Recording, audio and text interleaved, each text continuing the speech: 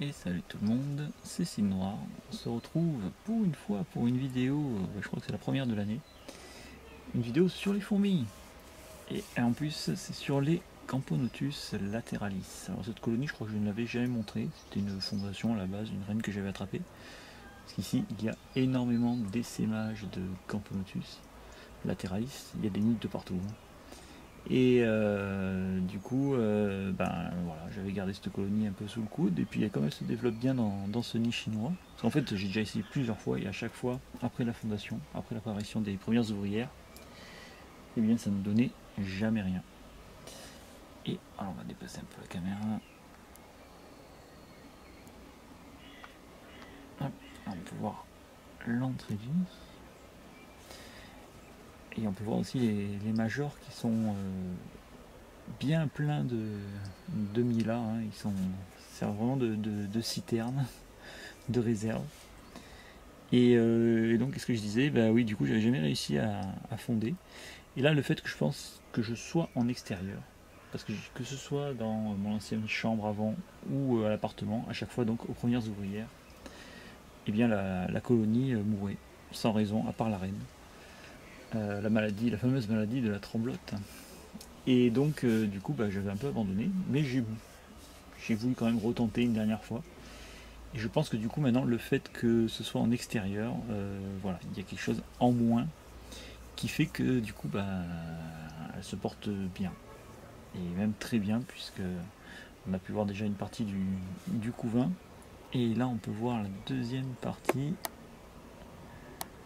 Voilà, c'est un peu le dépotoir. C'est un nid chinois, hein, on trouve un peu partout. Ah bah en plus magnifique, on voit la reine, ce qui n'arrive quasiment jamais, elle est toujours dans un coin où on la voit pas. Donc voilà, on voit le reste de la colonie. Donc on a pu voir des cocons, on voit des grosses larves. Et donc la reine. Et donc quoi dire de plus? Oui, en fait il n'y a pas eu de vidéo de fourmis pour une raison simple, c'est que mes colonies sortent à peine de diapause, hein. C'est assez incroyable. On est au mois de juin, elles sont sorties de diapause à peu près mi-mai.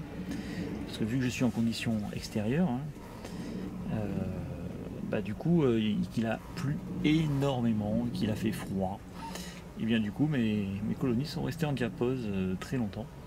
Donc elles ont fait quasiment 6 mois peut-être, puisqu'elles ont commencé à être en diapause en octobre, je crois, ou en septembre. En septembre même, oui.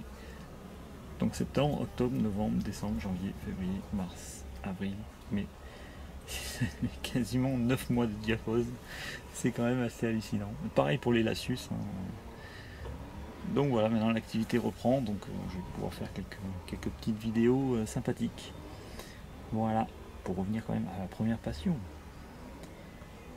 Donc voilà, voilà. Après vous pouvez voir la particularité des Camponotus et surtout des Camponotus lateralis, c'est qu'elles sont la plupart du temps complètement amorphes.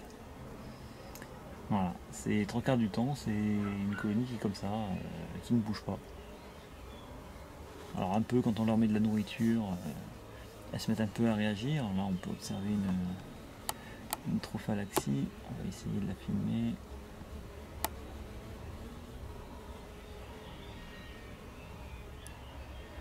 Bon, c'est terminé. Hop.